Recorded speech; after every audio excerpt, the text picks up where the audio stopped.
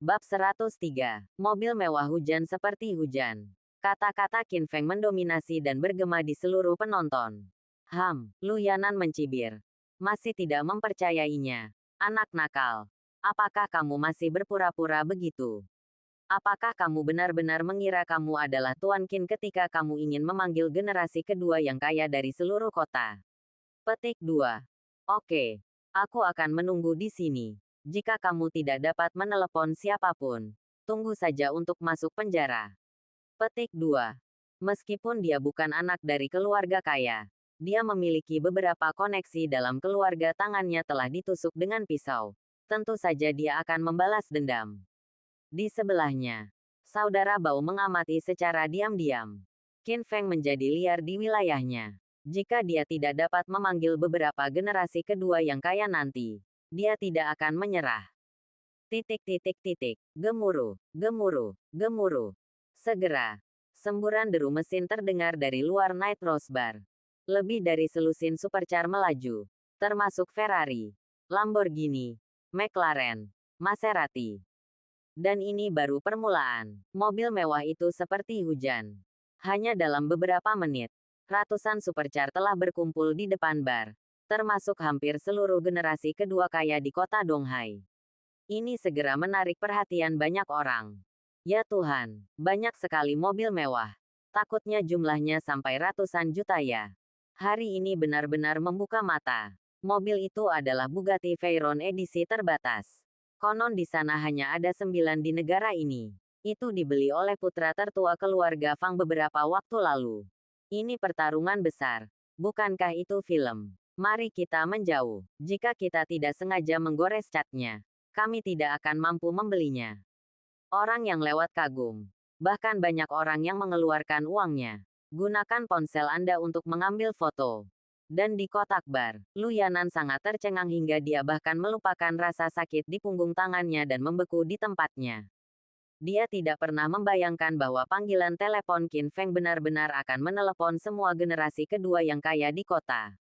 Tidak mungkin. Pasti klub mobil sport Donghai yang melakukan sesuatu. Hingga saat ini, Lu Yanan masih mengambil risiko dan tidak mau menerima kenyataan tersebut. Qin Feng terlalu malas untuk memperhatikannya, dan mengirim pesan teks lain ke Fang Xihao. Saya di dalam kotak di lantai paling atas bar. Segera, Fang Xihao memimpin ratusan generasi kedua teratas orang-orang kaya ke dalam kotak dengan meriah dan angkuh. Hoa, hoa, hoa. Untuk sesaat, mata semua orang tertuju pada Qin Feng dan Lu Yanan. Tuan Muda Huang, Tuan Muda Zhou, Tuan Muda Ma, anak ini menikam tangan saya dengan pisau. Datang dan selamatkan saya secepatnya. Lu Yanan menemukan beberapa pemuda yang dikenalnya di tengah kerumunan dan segera berteriak minta tolong. Namun, 3 generasi kaya kedua yang disebutkan namanya tampak panik dan segera bergegas ke Qin Feng dan mencoba yang terbaik untuk menjelaskan. Tuan Muda Qin, jangan dengarkan omong kosong ini. Kami tidak mengenalnya. Lu Yanan, bajingan itu, telah menyinggung perasaanmu. Dia sangat buta. Kamu dapat memotongnya menjadi beberapa bagian dan kami tidak memilikinya. Keberatan. Pada hari kerja, mereka memang tinggal dan minum bersama Lu Yanan. Tetapi hari ini, Lu Yanan benar-benar memprovokasi Qin Feng. Mereka benar-benar lelah hidup. Setelah makan malam keluarga Qin, semua orang kaya kembali dan memperingatkan anggota klan mereka bahwa mereka tidak boleh menyinggung Qin Feng apapun yang terjadi. Apakah kamu benar-benar Tuan Qin yang terkenal di Laut Cina Timur? Pada saat ini, wajah Lu Yanan menjadi pucat dan dia memandang Qin Feng dengan tidak percaya. Jika dia mengetahui identitas Qin Feng sebelumnya, bahkan jika dia memiliki keberanian, dia tidak akan pernah berani membius Qin Ruoxi. Sekarang, kamu akhirnya percaya. Sayang sekali sudah terlambat. Qin Feng menatapnya dengan tatapan tegas, seolah dia sedang melihat orang mati. Tendang, tendang, tendang. Pada saat ini, Fang Xihao bergegas ke sisi Qin Feng dan bertanya dengan niat membunuh, Tuan Qin, apakah orang ini yang menyinggung Anda? Qin Feng menjelaskan, nama orang ini adalah Lu Yanan sedang menguntit adikku, dan dia bahkan membius anggur dengan niat jahat tadi. Mendengar ini, Fang Xiao menjadi marah, menamparkan Lu Yanan, dan mengutuk dengan marah. Beraninya kamu melakukan sesuatu pada Tuan Qin. Merencanakan kejahatan. Dia sangat berani. Lu Yanan menerima tamparan, dan luka di punggung tangannya disentuh lagi. Dia sangat kesakitan, tetapi dia tidak bisa menahan diri. Jadi dia hanya bisa memohon belas kasihan dengan putus asa. Tuan Muda Qin, Tuan Muda Fang, saya terobsesi dengan ini.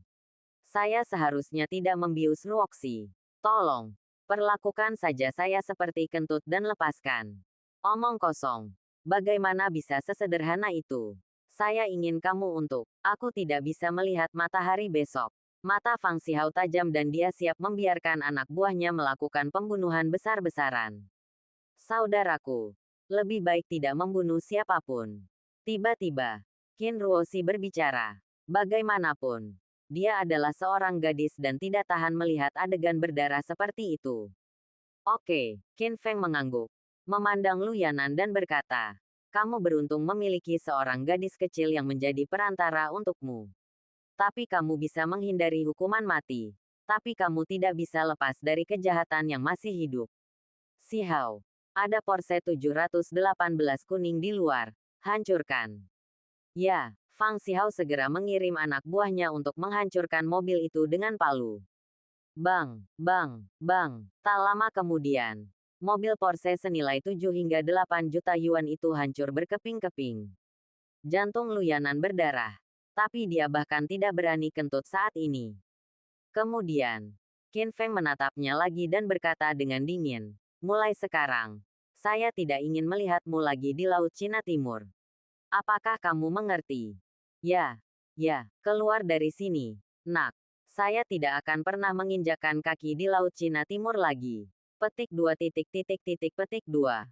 Lu Yanan mengangguk putus asa, seperti ayam yang mematuk nasi. Dia menyinggung Qin Feng, dan secara tidak terlihat menyinggung seluruh kelas atas di kota Donghai. Tanpa Qin Feng membuka mulutnya, ratusan generasi kaya kedua yang hadir bisa membunuhnya. Pergi. Qin Feng tiba-tiba mengeluarkan pisau buah di atas meja. Cua, dalam sekejap, darah mengalir seperti pilar. Segera, Qin Feng memandangi banyak generasi kedua kaya yang hadir dan berkata, semuanya, terima kasih atas kerja keras Anda. Terima kasih telah memberi saya wajah.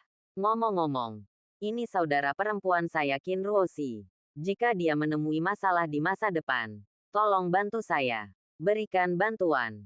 Mendengar ini, ratusan orang kaya generasi kedua di tempat kejadian menepuk dada mereka dan berkata, Tuan Qin, adikmu adalah saudara perempuan kita semua.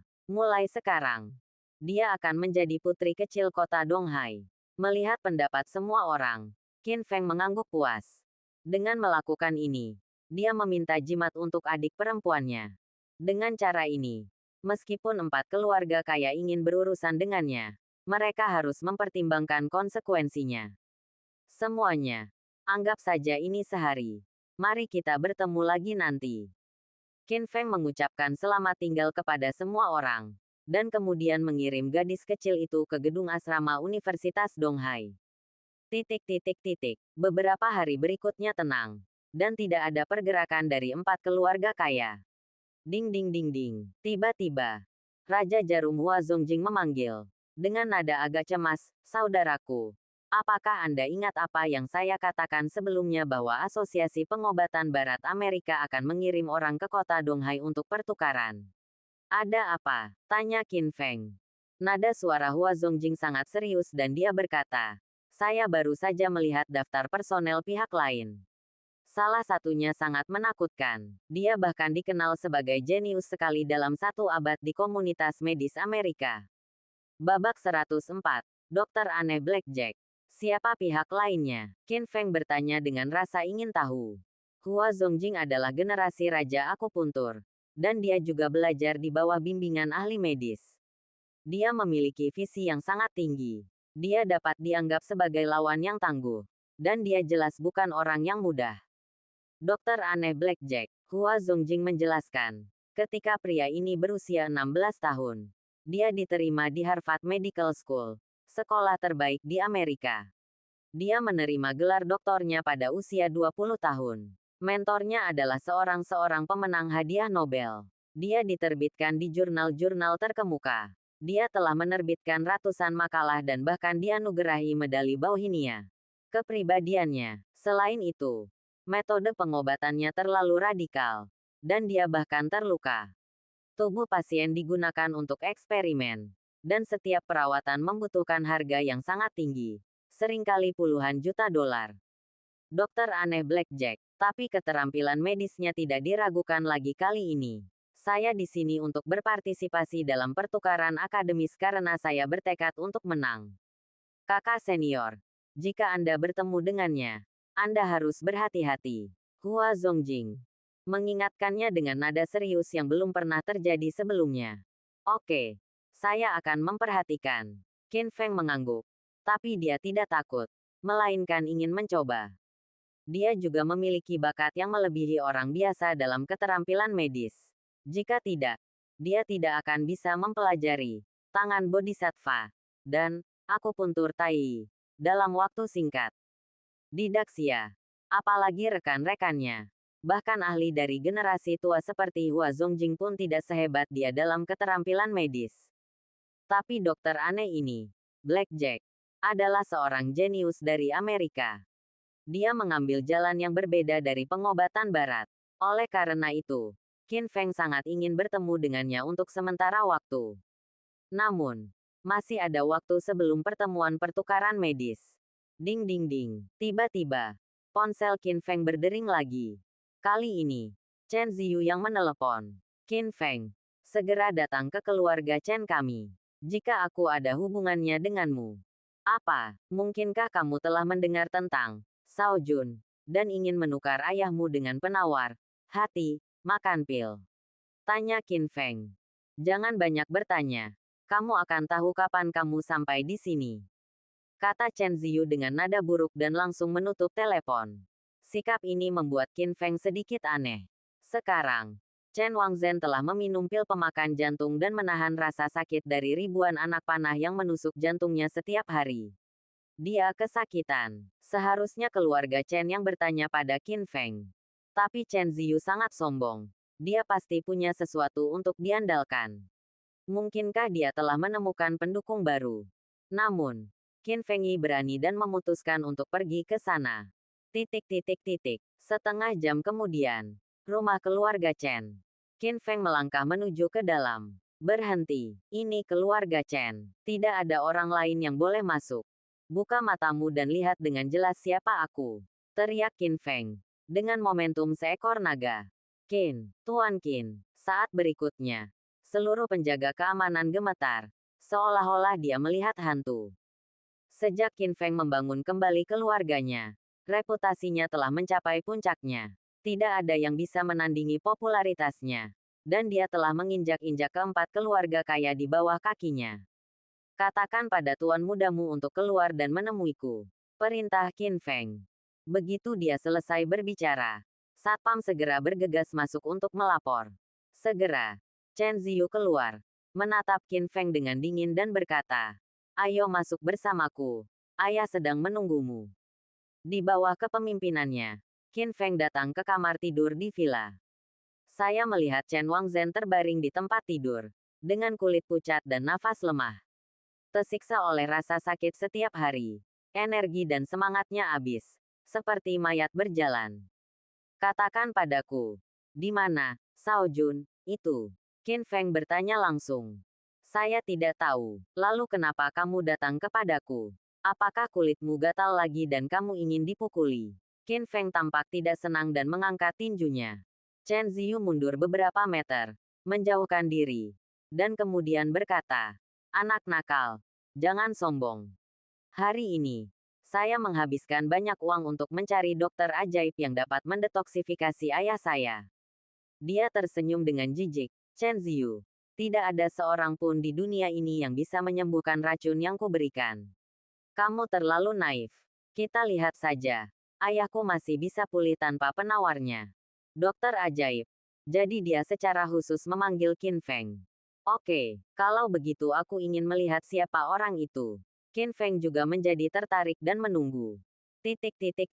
Tendang, tendang, tendang. Beberapa menit kemudian, terdengar suara langkah kaki di luar.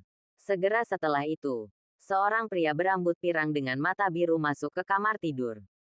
Dia mungkin berusia awal 30-an, tinggi dan tampan, tetapi ada ekspresi nakal dan bangga di antara alisnya. Dia sepertinya membenci segalanya dan ingin mengangkat dagunya ke langit. Tuan Blackjack, selamat datang. Penyakit ayahku sepenuhnya bergantung pada Anda. Chen Ziyu segera mendatanginya dengan senyuman di wajahnya. Selikuran. Mendengar nama ini, Qin Feng mengangkat alisnya. Jelas sedikit terkejut. Hua Zongjing baru saja memberitahunya tentang perbuatan dokter aneh Blackjack, tapi dia tidak menyangka akan bertemu dengannya secepat ini. Keluarga Chen pasti sudah mengetahui hal ini. Jadi mereka menghabiskan banyak uang untuk menyewa dokter aneh Blackjack untuk merawat Chen Wangzhen. Tuan Chen, tidak perlu berbasa-basi lagi. Saya di sini kali ini karena Anda menawarkan biaya pengobatan 10 juta meter. Jika Anda ingin saya menyelamatkan ayah Anda, bayar dulu. Ucap Blackjack sebenarnya fasih berbahasa Mandarin. Menurut aturan, bukankah aku harus menunggu sampai ayahku pulih sebelum membayar? Chen Ziyu bertanya dengan hati-hati. Selama saya mengambil tindakan, meskipun pasien hanya bernapas setengah, saya masih bisa menyelamatkannya.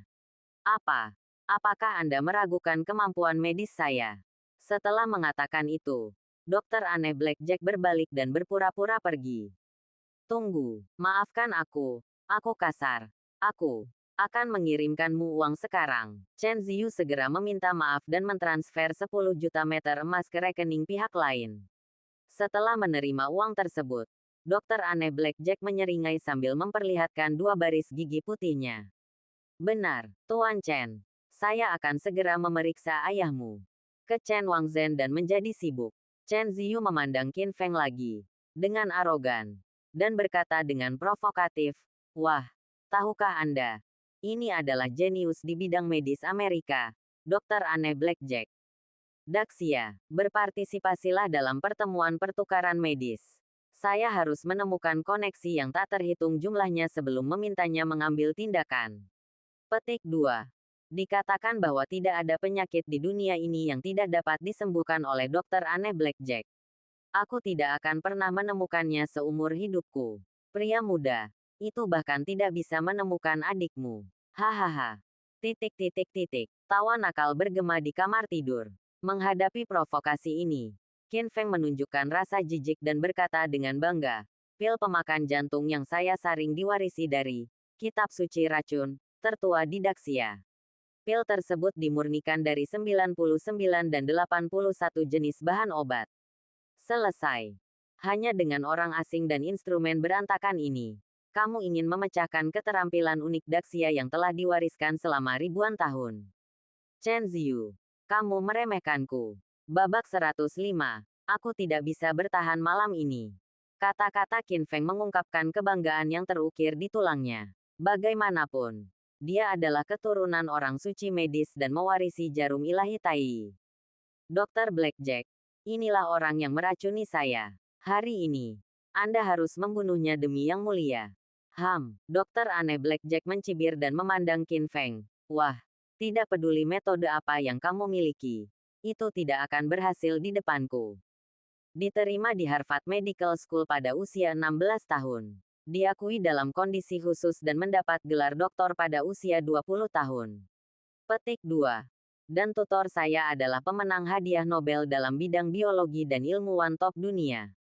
Bagaimana kedokteran Daxia yang terbelakang bisa keterampilan dibandingkan dengan yang ada di Amerika Serikat? Dibandingkan satu sama lain.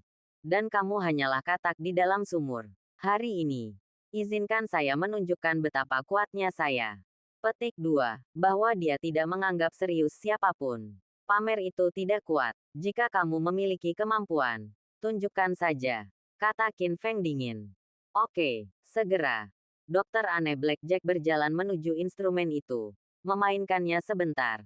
Lalu berkata kepada Chen Ziyu, "Tuan Chen, memang ada racun aneh dalam darah ayahmu yang terkumpul di jantungnya. Ini sangat berbahaya. Namun, Saya telah mengembangkan reagen serum khusus. Selama disuntikkan, dapat menghilangkan 99% racun di dunia. Benar, petik 2. Tentu saja. Ini adalah teknologi tercanggih di Amerika. Saya akan segera menyuntik ayahmu. Dokter aneh Blackjack meminta asistennya untuk membawa brankas, memasukkan kata sandi untuk membukanya, dan dengan hati-hati mengeluarkan jarum suntik. Zizizi. Cairan coklat di dalam jarum disuntikkan ke pembuluh darah Chen Wangzhen, dan segera dituangkan ke anggota tubuh dan tulangnya, memberikan efeknya. Setelah beberapa detik, wajah pucat Chen Wangzhen kembali sedikit memerah, dan seluruh semangatnya bangkit, menghapus dekadensi sebelumnya. Ayah, apa kabar? Chen Ziyu bertanya dengan cepat. Nak, aku merasa jauh lebih baik, dan hatiku tidak sakit sama sekali.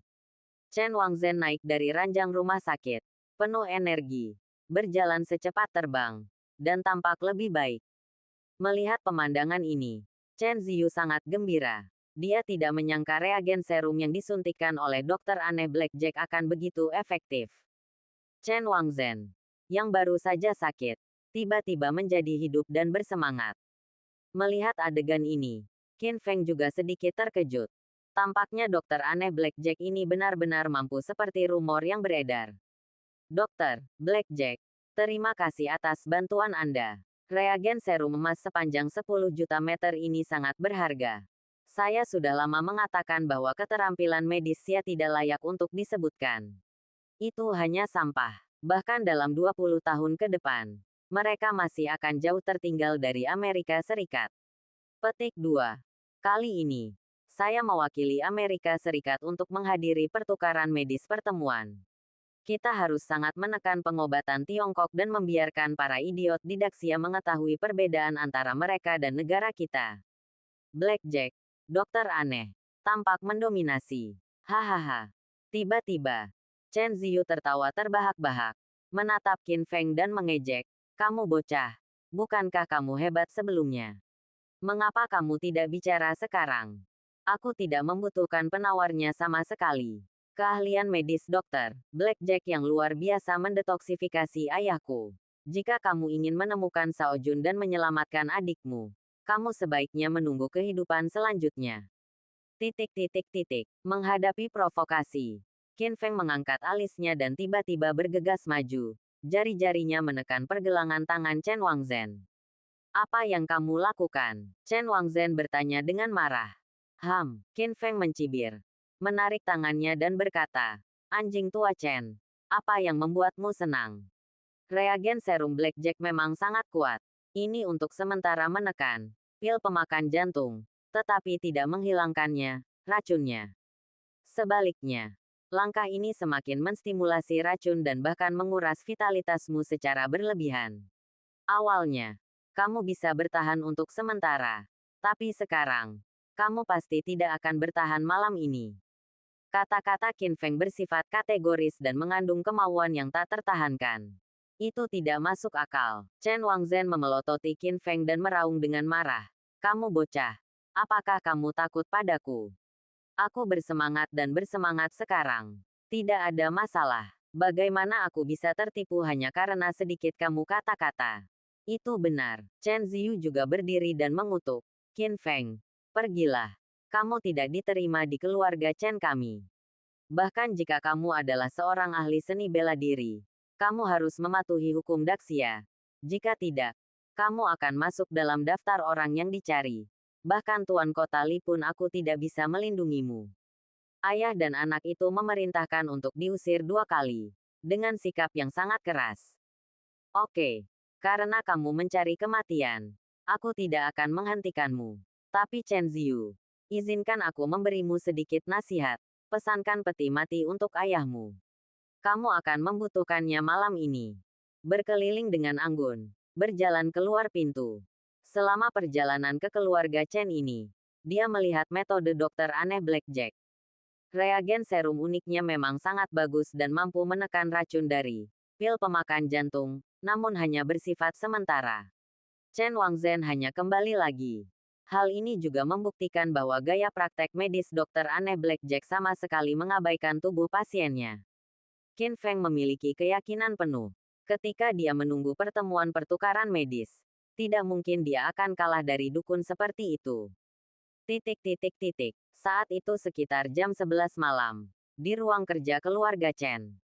Ziyu. Sekarang 4 keluarga kuat kita telah membentuk aliansi dan memilihmu menjadi pemimpin. Kamu harus berusaha untuk memenangkan tempat pertama di peringkat King Yun dan mengalahkan bocah Qin Feng itu. Tahu? Ayah.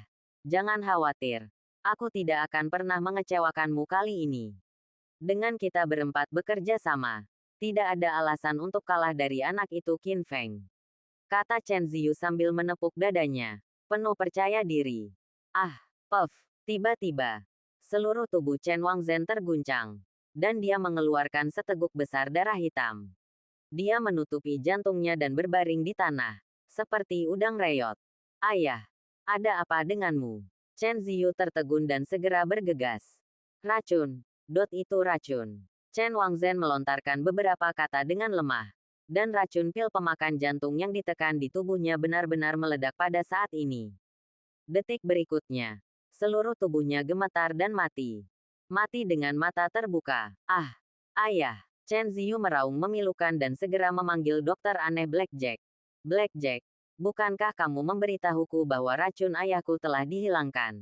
Mengapa dia sekarang mati karena racun itu? Kamu pembunuh. Kembalikan 10 juta emas. Dan berikan nyawa ayahku.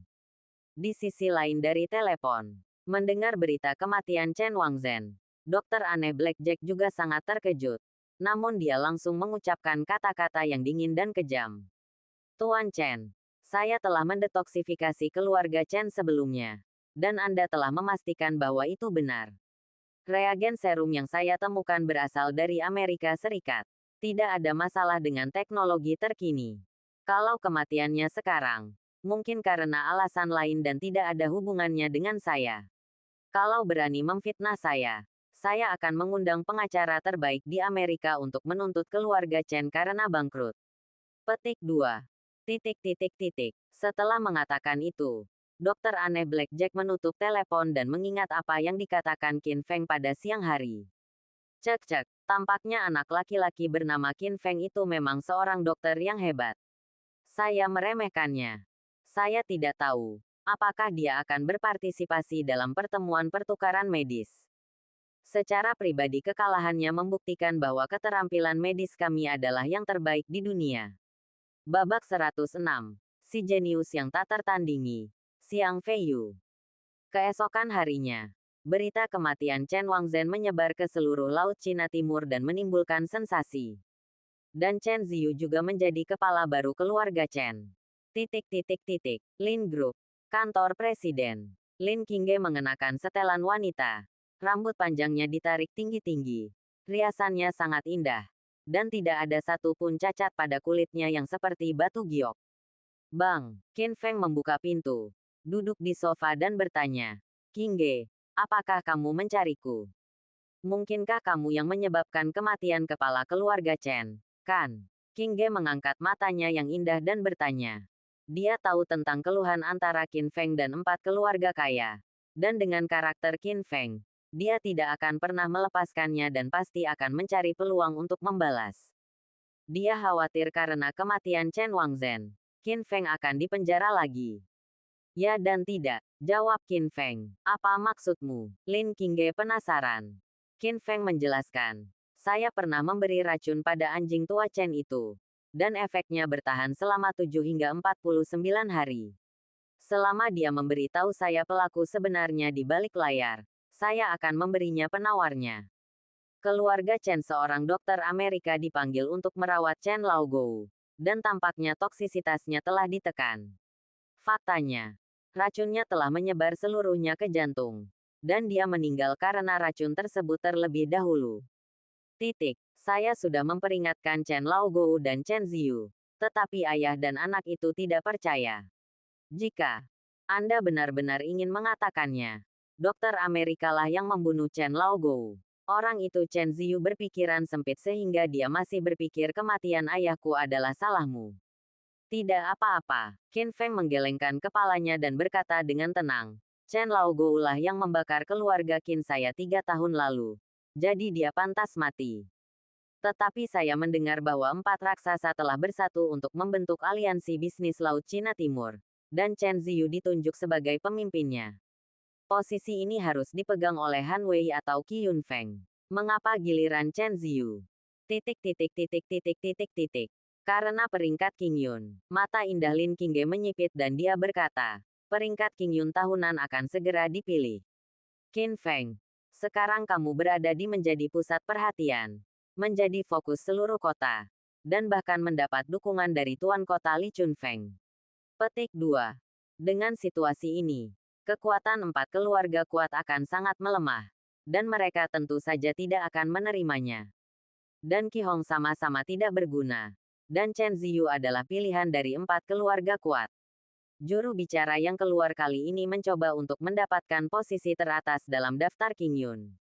Qin Feng sedikit terkejut dan bertanya, apakah posisi teratas dalam daftar King Yun begitu kuat?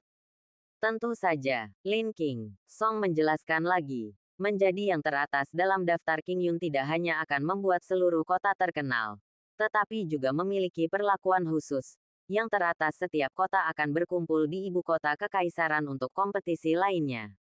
Dari begitu banyak peserta di antara mereka, 10 besar di negara ini akan dipilih. Dan pemenangnya akan diwawancarai oleh penguasa Sia besar dan menerima gelar ini dia sebuah kesempatan untuk naik ke puncak dunia. Dikatakan bahwa 10 tahun yang lalu, ada seorang jenius unik di kota Donghai kita. Dia dilahirkan dalam kemiskinan, tetapi dia bangkit seperti komet, keluar dari kota Donghai. Apa? Petik 2. Namanya Xiang Feiyu, langsung pergi ke ibu kota kekaisaran, dan bahkan menjadi peringkat teratas nasional. Dikatakan bahwa dia pernah memimpin 3.000 kavaleri untuk menyerang ribuan mil dalam semalam, dan membunuh ribuan pasukan tank kepala jenderal musuh. Dia juga pernah berperang melawan para pembunuh teratas dari 18 kerajaan dengan 1 pedang dan 1 orang. Dia menggantungkan ratusan kepala pembunuh di monumen perbatasan, membunuh musuh dengan ketakutan perbatasan dan memiliki jutaan tentara di bawah komandonya. Bahkan ada yang mengatakan, dia memiliki harapan untuk menjadi keluarga kaya ke-9 setelah 8 keluarga kaya. Petik 2.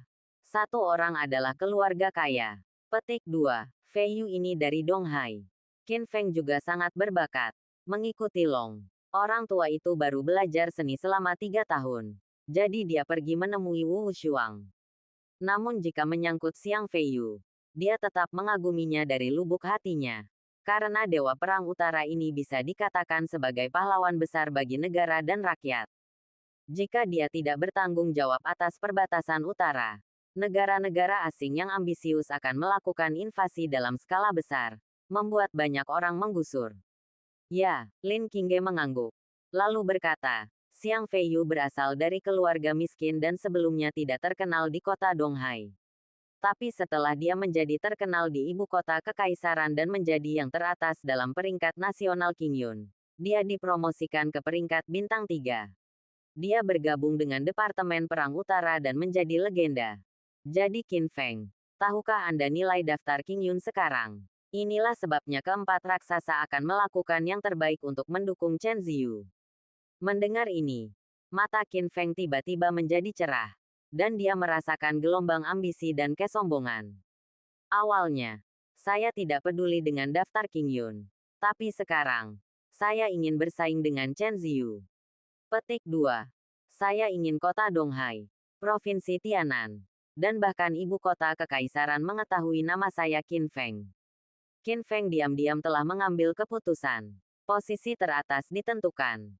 Hal ini tidak hanya untuk membuat nama Anda terkenal, tetapi juga untuk melindungi orang-orang di sekitar Anda. Selama Anda pergi ke ibu kota kekaisaran, Anda bisa mendapatkan lebih banyak informasi rahasia, menemukan tuan muda yang misterius, dan menyelamatkan saudara perempuan Anda. Di sisi lain, untuk melindungi Ning Qingsui, dia juga menyinggung keluarga panjang. Long Jiuxiao, putra tertua dari keluarga Long, berada di puncak peringkat elit nasional terakhir. Dan kali ini, Long Jiuxiao masih akan berpartisipasi. Qin Feng juga menantikannya. Apakah jenius legendaris dari keluarga panjang itu asli atau hanya orang dengan reputasi palsu? Pada saat ini, ketika Lin Qingge melihat penampilannya, tatapan rumit muncul di mata indahnya. Semua wanita di dunia ini membayangkan bahwa orang yang mereka cintai adalah pahlawan yang tak tertandingi. Tapi Lin Qingge dan Ning Qingsui bertaruh. Jika Qin Feng bisa berada di peringkat Qing Yun, dia akan membiarkan Qin Feng keluar. Apa yang tadinya dianggap mustahil, kini tampak menjanjikan.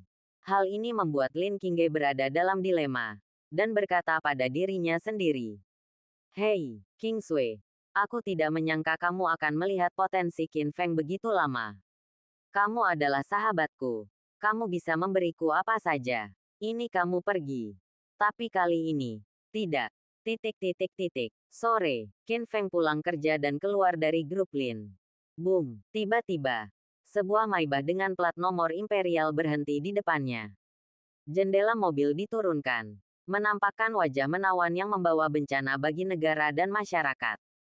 Itu adalah Ning Qingsui yang sudah beberapa hari tidak saya lihat. Qingsui, kenapa kamu ada di sini? Qin Feng sedikit terkejut. Hei, Ning Qingsui menghela nafas, tampak kesal dan sedih, dan menyodok dadanya dengan jari giok hijaunya. Kamu orang yang tidak berperasaan. Kamu tidak menemukan siapapun selama beberapa hari. Apakah kamu sudah menjadi Tuan Qin yang terkenal?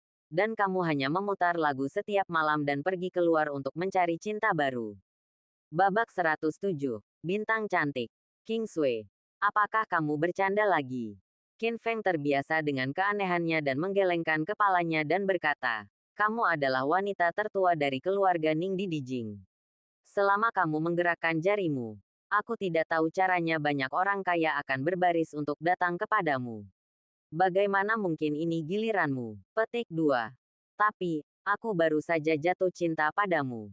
Ning Qingsui bernapas seperti biru, dan menatap Qin Feng dengan mata menawan.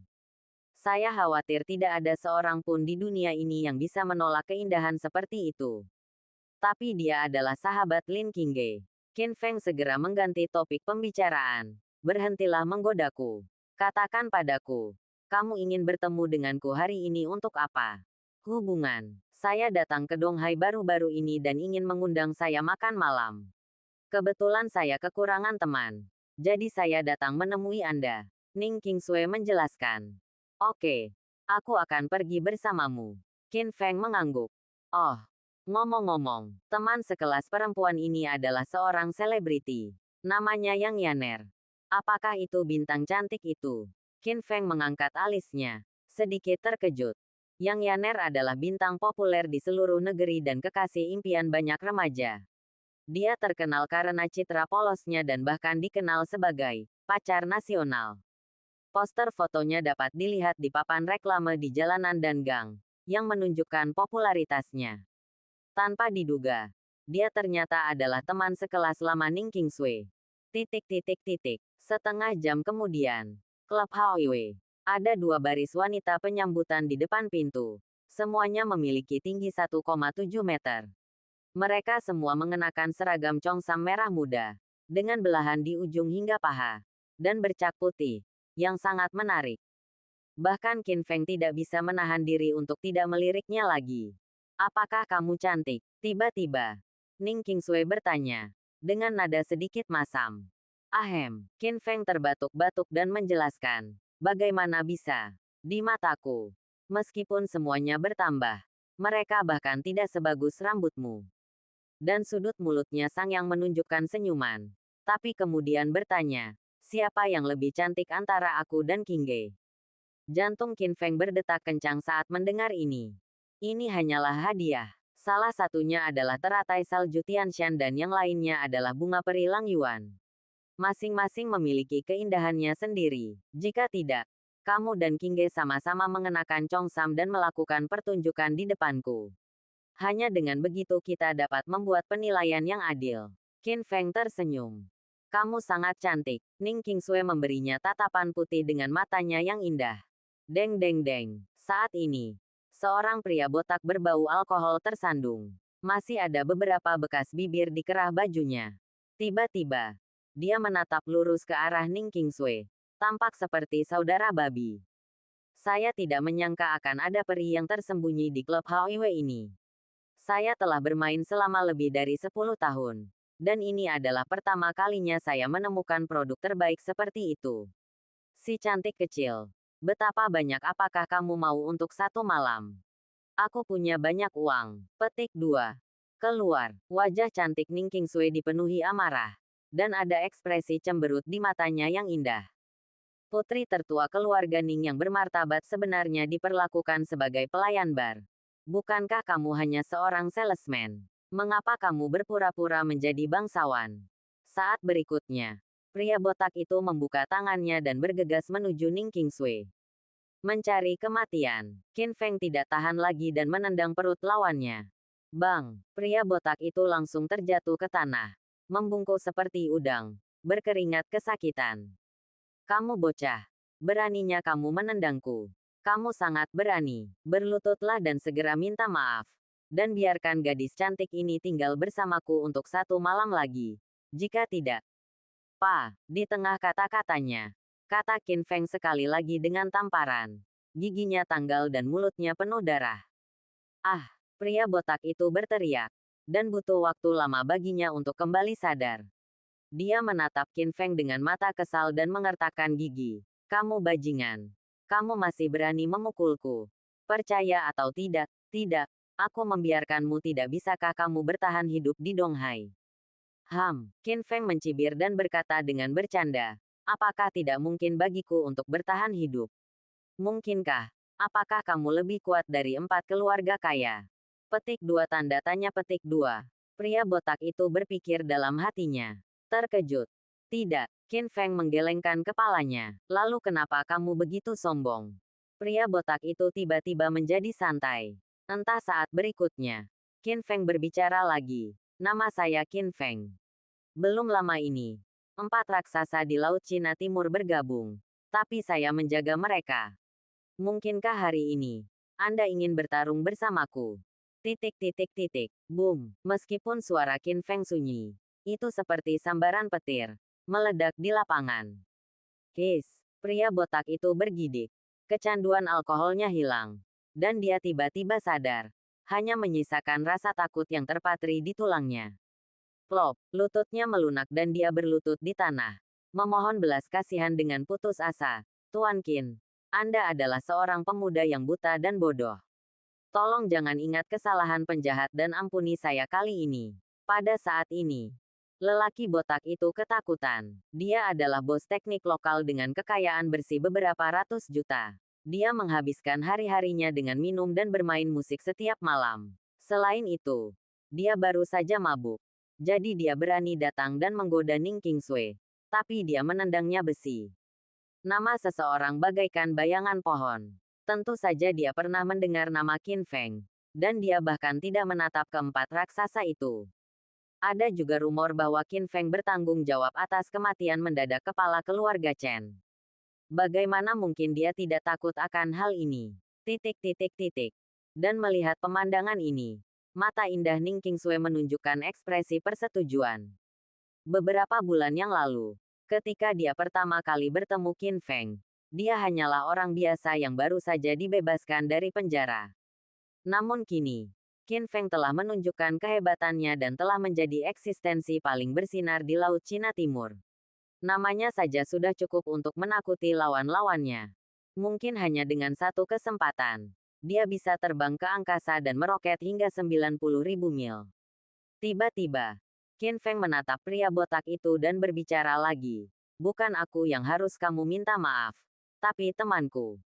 Oh, ngomong-ngomong, orang yang baru saja kamu hina adalah wanita tertua dari keluarga di Jingning. Petik 2 tanda seru. Mendengar ini, wajah pria botak itu menjadi pucat dan dia ketakutan setengah mati. Setelah menyinggung Qin Feng, masih ada secercah harapan. Tetapi jika Anda menyinggung keluarga Kaisar Jingning, bahkan jika Anda memiliki 9 nyawa, itu tidak cukup untuk membunuh Anda. Boom, boom, boom. Pria botak itu bersujud dengan putus asa, mengeluarkan suara dentuman keras. Dan tak lama kemudian kepalanya patah dan berdarah. Pergi, aku tidak ingin melihatmu lagi. Karena takut mengotori mataku, kata Ning Qingsui sambil mengerutkan kening. Setelah mendengar ini, pria botak itu lari keluar dari klub dengan putus asa seolah-olah dia telah diberikan amnesti. Qingsui, ayo kita cari teman lamamu secepatnya, kata Qin Feng. Oke, beberapa menit kemudian, keduanya tiba di kotak lantai atas klub Haoiwei dan membuka pintu. Melihat dari kejauhan, saya melihat Yang Yaner mengenakan gaun putih, dengan rambut panjang tergerai, temperamen murni, dan wajah yang tidak berbahaya seperti cinta pertama rusa. Di sebelahnya, ada seorang lelaki tua jangkung kurus berjas dan sepatu kulit, memegang tongkat unik di tangannya. Qingsui, kamu akhirnya sampai di sini. Yang Yaner menyapa Ning Qingsui dengan antusias dengan senyuman di wajahnya, dan berinisiatif untuk memeluk Ning Qingsui. Namun, Qin Feng memperhatikan bahwa dia memiliki ekspresi aneh di wajahnya dan mau tidak mau menggunakan Wang Zijue dalam keterampilan medis untuk melihat sekilas lagi. Pada pandangan ini, saya terkejut. Yang Yaner, yang terlihat polos, memiliki wajah memerah dan alis cerah. Ini jelas merupakan kehidupan yang tidak teratur. Dan bahkan dalam waktu 1 jam, dia melakukan hal seperti itu. Saya kira itu tepat di depannya. Lelaki tua dengan kruk ini. Saya benar-benar tidak menyangka Yang Yaner, yang dikenal sebagai gadis cantik, akan pandai bermain secara pribadi. Babak 108. Putus. Namun, meskipun Qin Feng diam-diam memfitnah, dia tidak mengungkapkannya secara langsung. Bagaimanapun, industri hiburan adalah rumah pewarna besar, dan tidak ada orang bersih di dalamnya. Yaner, kenapa kamu terburu-buru mencariku? Tiba-tiba, Yang Yaner menunjuk lelaki tua yang memakai kruk dan berkata, Qingsui, izinkan saya memperkenalkan Anda. Ini adalah bos grup Huaying, Tuan Jin. Tuan Jin mengetahui hubungan saya dengan Anda. Jadi saya bertanya secara khusus aku akan pergi ke kota Donghai dan mengajakmu keluar untuk menemuinya. Qin Feng mengangkat alisnya dan sangat terkejut ketika dia mengetahui identitas Tuan Jin. Huaying Group adalah salah satu dari 3 perusahaan hiburan teratas di kerajaan Xia Besar dan mendominasi industri ini. Dan Jin Ye juga merupakan raksasa yang layak di industri hiburan. Bahkan raja para superstar harus meneriakkan, Tuan, ketika mereka melihatnya. Halo, Tuan Jin. Saya bertanya-tanya mengapa Anda datang menemui saya secara khusus. Ning Qingsui bertanya dengan nada yang tidak rendah hati atau sombong. Meskipun pihak lain memiliki latar belakang yang baik, dia adalah wanita tertua dari keluarga Ning, jadi dia pasti layak mendapatkannya. Nona Ning, saya dengar Anda baru-baru ini menghabiskan harga setinggi langit untuk membeli mahkota burung phoenix dari dinasti kuno. Tuan Jin berkata dengan mata setengah menyipit. Itu benar. Petik 2. Mahkota burung phoenix awalnya dikoleksi oleh kakeknya. Namun sayangnya hilang. Belum lama ini, berkat investasi Qin Feng Hao sebesar 10 miliar, ia mengalahkan Long Hao dan berhasil memotret mahkota Phoenix. Saya ingin tahu apakah Nona Ning bersedia melepaskan cintanya dan memberikan mahkota burung Phoenix kepada saya. Tuan Jin langsung menyatakan tujuannya. Tidak, Ning Qingsui menggelengkan kepalanya dengan nada tegas. Jangan terburu-buru menolak. Tuan Jin berkata dengan tenang dan tenang. Nona Ning, dikatakan bahwa Anda melarikan diri dari pernikahan dan datang ke kota Donghai. Anda tidak dapat menggunakan kekuatan keluarga Ning dan Anda bahkan pendek uang. Saya bersedia membayar 2 kali lipat harganya, 20 miliar. Bagaimana kalau membeli mahkota Phoenix itu? Petik 2. Mendengar ini, Qin Feng tetap tenang di permukaan. Tetapi gelombang besar muncul di hatinya. Di pelelangan, dia menaikkan mahkota Phoenix ke harga setinggi 10 miliar hanya untuk bersaing dengan Long Hao untuk mendapatkan kekayaan. Tapi sekarang, Jin Ye sengaja berencana untuk bertemu Ning Qingsui, dan bahkan menawarkan 20 miliar. Benar-benar melebihi nilai mahkota Phoenix itu sendiri. Pasti ada sesuatu yang tidak diketahui dalam hal ini. Maaf, Tuan Jin. Mahkota burung Phoenix itu sangat penting bagiku. Tidak peduli berapa harga yang kamu tawarkan, aku tidak akan mentransfernya. Sikap Ning Qingsui tegas. Bagaimanapun, mahkota burung Phoenix adalah mahar yang ditinggalkan oleh kakeknya. Itu sangat penting dan tidak dapat diukur dengan uang. Tiba-tiba, Tuan Jin mencibir. Dan wajahnya langsung menjadi gelap. Sepertinya Nona Ning berencana untuk bersulang daripada harus makan anggur yang enak. Di sebelahnya, Yang Yaner juga mengubah kepolosannya yang biasa gambar dan menunjukkan ekspresi seram. Dengan raut wajahnya, dia berkata, Tuan Jin, sudah lama sekali aku memberitahumu bahwa wanita ini sombong dan tidak tahu malu. Lebih baik jangan mengomelinya dan lakukan saja. Petik 2. Apa? Mendengar ini, Ning Qingsui terkejut dan tidak bisa menahan diri untuk tidak bertanya. Yaner, kami adalah teman sekelas lama. Aku memperlakukanmu dengan baik. Ketika kamu pertama kali memasuki industri hiburan, kamu menyinggung beberapa senior dan diintimidasi serta ditekan.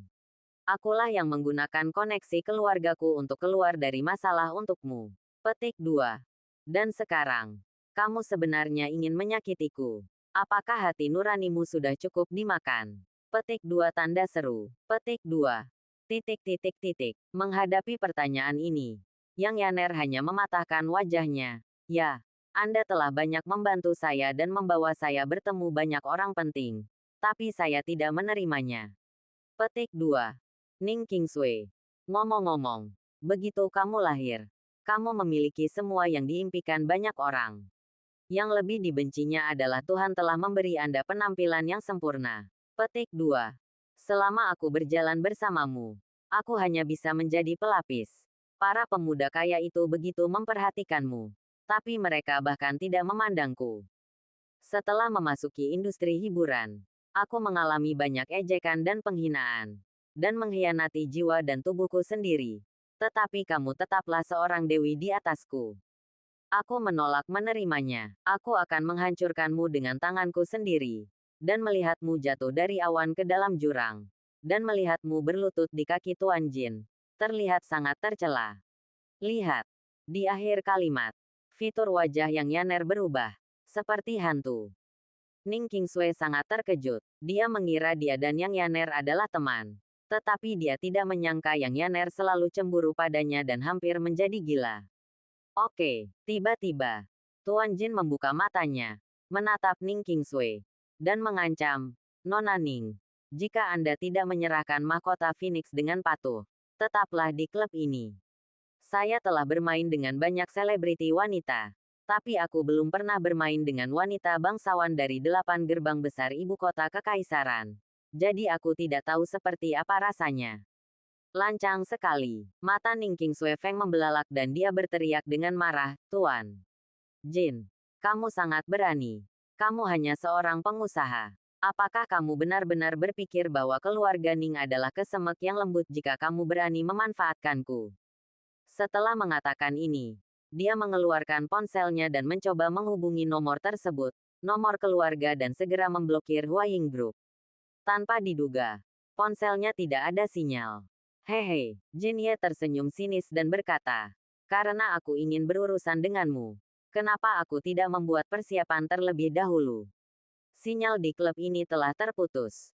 Sebelumnya, tidak ada yang tahu tentangku bahkan si keluarga Ning tidak dapat menemukan berita tentang datang ke sini.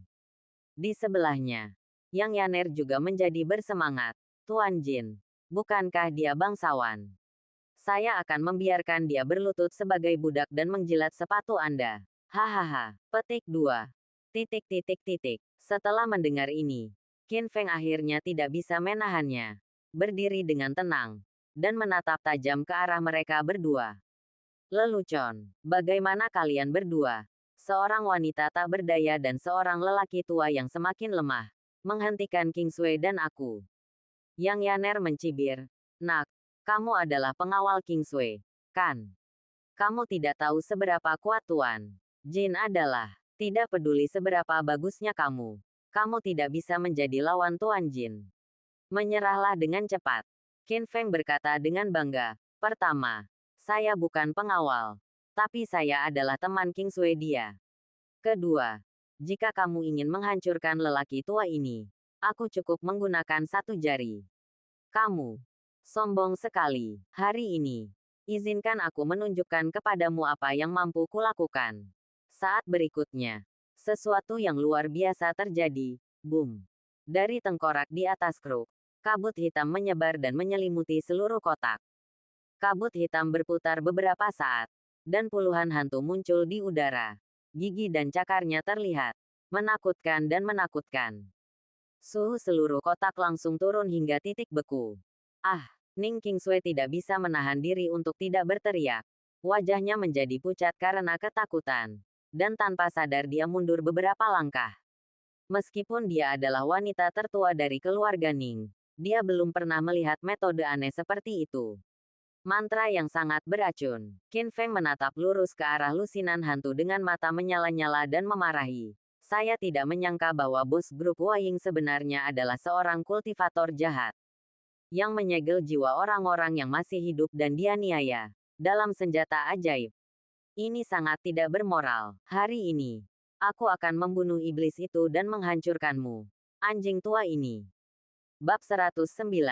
Rahasia Feng Guan. Pada saat ini, Qin Feng tegak dan menakjubkan. Seperti seorang ksatria yang membunuh iblis dan membunuh iblis. Bersumpah untuk memusnahkan semua roh jahat di dunia. Tepat sekali. Tuan Jin mencibir dengan nada menghina. Anak nakal. Tidak peduli apa kemampuanmu. Kamu tidak tahu apa-apa tentang kekuatan sihir. Biarkan kamu memahami dengan jelas bahwa aku adalah tetua dari Wumen perbatasan Miao. Kamu bodoh. Kamu seharusnya pernah mendengar tentang sekte penyihir, kan? Sekte penyihir Miao. Mendengar kata ini, Qin Feng mengangkat alisnya, sedikit terkejut. Ketika dia di penjara, dia mengetahui dari Tuan Long bahwa selain seni bela diri, ada juga seni sihir di dunia ini. Seorang pejuang yang telah berlatih secara ekstrim dapat menangkap angin sebagai pedang dan menggunakan energi yang kuat untuk melindungi tubuh. Setelah mengembangkan keterampilannya secara ekstrim, dia dapat mengendalikan angin dan hujan, dan menyebarkan rahasia ke tentara. Metodenya aneh dan misterius, jauh lebih baik daripada metode para pejuang. Miao Wumen adalah organisasi kultivator jahat yang sangat menakutkan, berbahaya bagi alam dan kejam, serta ahli dalam banyak mantra jahat. Qin Feng tidak menyangka bahwa Lord Jin adalah bos dari China Film Group di permukaan. Tetapi dia juga memiliki identitas ini di belakang punggungnya. Jadi apa? Saat berikutnya, Qin Feng mencibir dan berkata, anjing tua, tidak peduli apa kemampuanmu. Kamu bukan tandinganku. Tangan. Pamer dia berkata, anak nakal, buka matamu dan lihat dengan jelas. Ini adalah senjata ajaib yang diberikan kepadaku oleh Raja Penyihir. Senjata ini telah menyerap darah ratusan makhluk dan membunuh lusinan ahli seni bela diri. Belum lama ini, bahkan tinju, ilahi peringkat 52 dunia, Hong Qing, juga telah menjadi jiwa yang mati dan tidak bisa mati lagi. Tanda seru. Mendengar ini, wajah Ning Qingsui berubah dengan liar.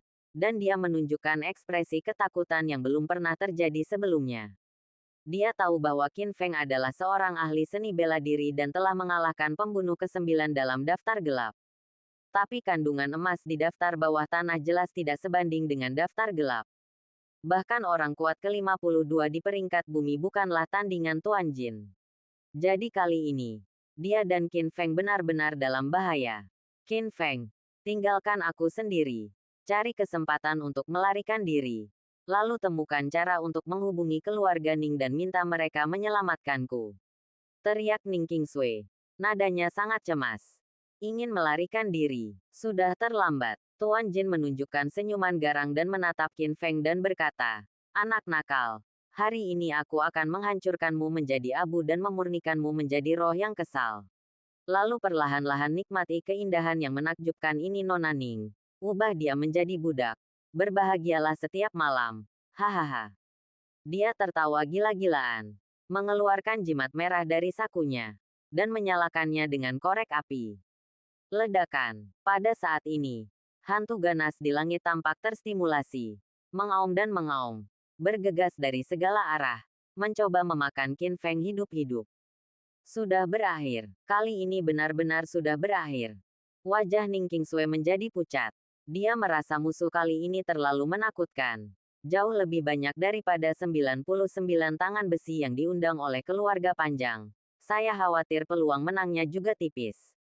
Dia lebih baik mati daripada menjadi budak Tuan Jin. Itu saja. Namun, Qin Feng melihat hantu ganas dengan gigi dan cakar itu. Tidak hanya dia tidak takut, tapi dia juga menunjukkan senyuman yang menghina. Nafas yang menakjubkan dapat menelan langit dan bumi, matahari dan bulan. Setetes darah yang murni dapat mengalahkan iblis dan iblis. Tiba-tiba, Qin Feng menggigit jarinya dan setetes darah merah bercampur dengan emas mengalir keluar. Dia menggunakan setetes esensi darah ini sebagai senjata dan menunjuk ke depan. Gerakan ini seperti cacing yang mencoba mengguncang pohon, dan melebih-lebihkan kemampuannya sendiri. Dalam sekejap, Qin Feng dikelilingi dan dimangsa oleh hantu ganas. Namun, saat berikutnya, sesuatu yang luar biasa terjadi. Zizizi, saat hantu ganas itu menyentuh tetesan esensi dan darah, rasanya seperti es dan salju bertemu dengan terik matahari. Dan asap hijau langsung muncul, mengeluarkan suara yang keras. Dalam sekejap, semua hantu jahat menghilang ke udara dan menghilang. Ah, bagaimana mungkin, bocah nakal. Kamu mematahkan mantraku. Kamu, siapa kamu? Di seberangku, Tuan Jin berteriak histeris. Wajahnya sedih, seolah-olah dia sudah berumur lebih dari 10 tahun. Haha, pernahkah kamu mendengar tentang tubuh yang murni? Qin Feng tersenyum misterius. Ini adalah kartu trufnya. Tubuh yang murni sangat langka. Hanya satu dari jutaan orang yang akan dilahirkan. Jika Anda mempraktikkannya, Anda akan mendapatkan hasil 2 kali lipat dengan setengah usaha dan membuat kemajuan besar setiap harinya. Dan darahnya adalah musuh semua roh jahat. Bang! Tiba-tiba, Qin Feng melintas dan menggunakan kekuatan batin tuannya untuk menendang Tuan Jin dengan keras. Meskipun Tuan Jin adalah sesepuh Wumen, dia berlatih sihir dan tubuh fisiknya tidak kuat. Dia ditendang langsung ke dinding, meludahkan darah, dan beberapa tulang patah.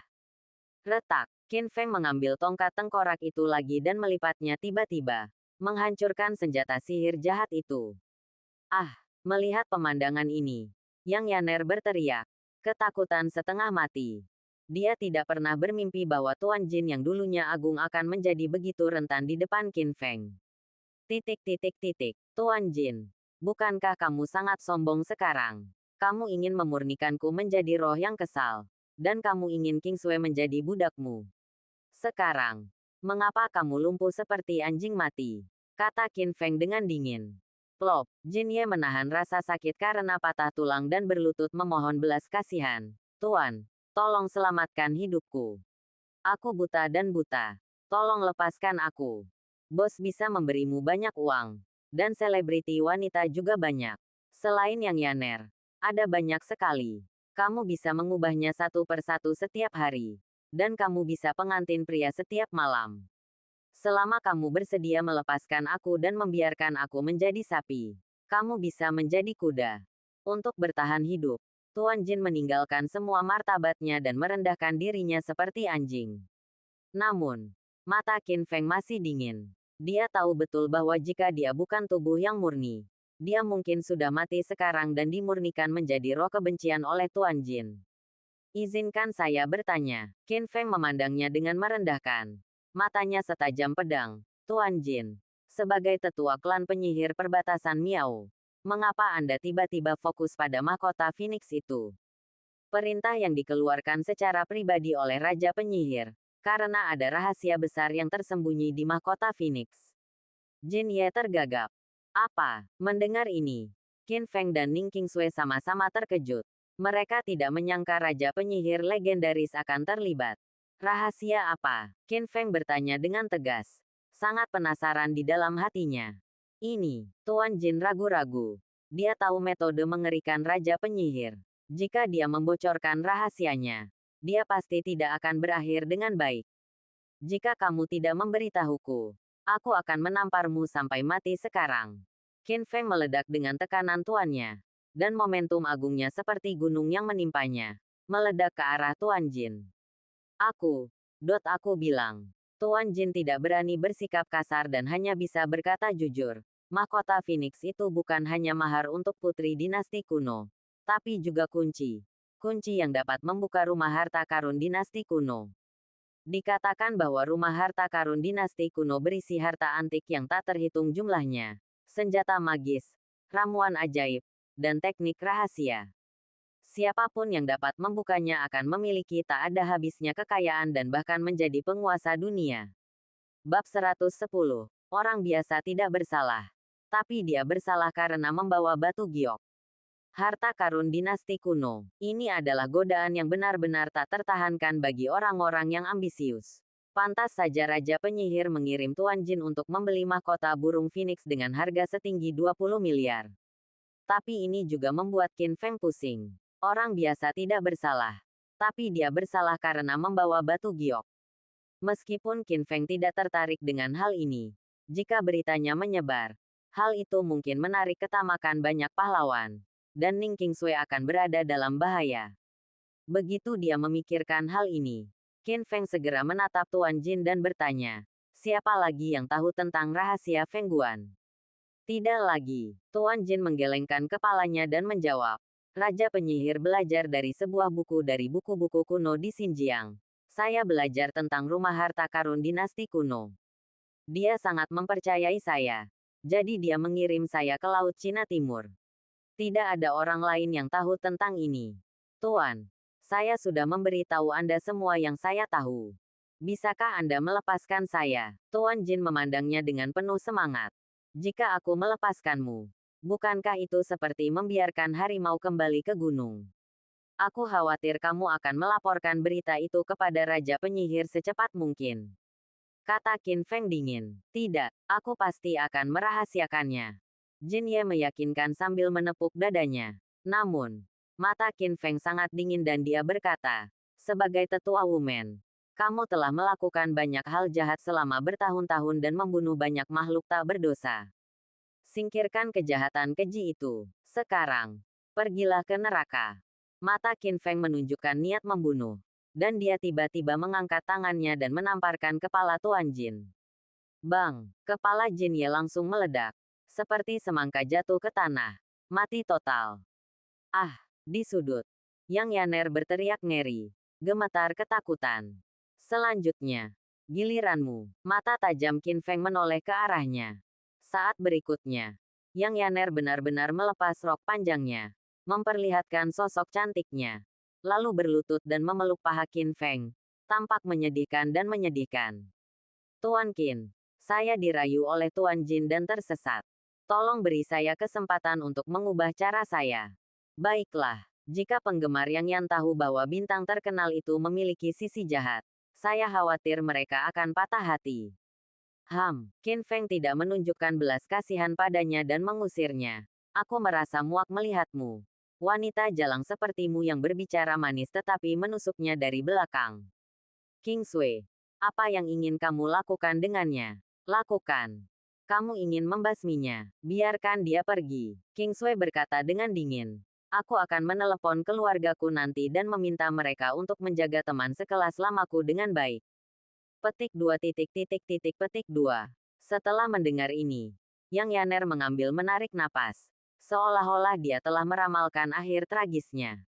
Sekarang, tanpa Tuan Jin sebagai pendukungnya, dan telah menyinggung keluarga Ning, dia mungkin tidak dapat bertahan hidup di Daxia, apalagi menjadi bintang di masa depan. Tapi dia tidak berani mengatakan apapun dan berlari keluar kotak dengan putus asa. Qin Feng, terima kasih telah menyelamatkanku lagi. Ning Qingsui memandangi tubuh Tuan Jin di tanah dengan ekspresi ketakutan yang masih ada. Antara kau dan aku, tidak perlu mengucapkan terima kasih. Namun, membunuh Tuan Jin hanyalah taktik penundaan. Jika Raja Penyihir tidak bisa mendapatkan mahkota burung phoenix, cepat atau lambat dia akan curiga dan mengirim orang ke Tiongkok Timur Laut. Qingsui, kamu harus segera mengirim mahkota phoenix kembali ke ibu kota kekaisaran. Temukan pengawal yang lebih kuat. Qin Feng mengingatkan. Ya, Ning Qingsui mengangguk. Tetapi hatinya merasa sedikit bermasalah. Bagaimanapun, dia melarikan diri dari pertunangannya dengan Long Jiuxiao. Jika dia ingin mencari master dari keluarganya, dia harus menyerah dan terus memenuhi pertunangannya. Tapi sekarang, satu-satunya harapannya hanya bisa ditempatkan pada Qin Feng. Jika Qin Feng bisa menjadi peringkat teratas Donghai Qingyun, dia bahkan bisa pergi ke ibu kota kekaisaran untuk berpartisipasi dalam putaran kompetisi berikutnya dan menjadi terkenal, seperti Xiang Feiyu, yang dulunya legendaris di Donghai. Dengan cara ini, keluarga Ning juga akan mengenali Qin Feng dan setuju untuk membatalkan pertunangan dengan keluarga Panjang. King Sui, ini sudah larut. Aku akan mengantarmu kembali, kata Qin Feng. Oke, Keesokan harinya, pagi-pagi sekali, Qin Feng menerima telepon dari Raja Akupuntur Hua Zongjing. Saudaraku, silakan datang ke Asosiasi Pengobatan Tradisional Tiongkok Donghai. Kami akan mengkonfirmasi daftar peserta pertemuan pertukaran hari ini. Petik 2. Naik taksi dan datang. Ketika dia tiba di Asosiasi Pengobatan Tradisional Tiongkok, seseorang membawanya ke ruang konferensi. Di ruang konferensi, ada lebih dari selusin dokter berjas putih. Kebanyakan dari mereka adalah lelaki tua berambut abu-abu. Yang termuda berusia 40 tahun. Dan mereka semua adalah presiden dan direktur rumah sakit besar. Dan Qin Feng, seorang pemuda berusia awal 20-an. Tampak agak aneh begitu dia muncul. Hoa, hoa, hoa. Petik 2. Kakak senior. Kamu di sini. Saat ini, Hua Zongjing berinisiatif untuk menyambutnya. Dan kemudian memperkenalkan kepada semua orang. Rekan-rekan saya. Ini kakak laki-laki saya Qin Feng. Meskipun dia masih muda, keterampilan akupunkturnya jauh pergi di atasku. Pada pertemuan pertukaran medis ini, ada banyak ahli dari Amerika Serikat, dan mereka bahkan mengirim dokter aneh Blackjack. Tapi selama kakak laki-lakiku datang untuk bertarung, bisa dikatakan begitu pemenangnya pasti. Begitu pernyataan ini keluar, banyak dokter yang hadir terkejut.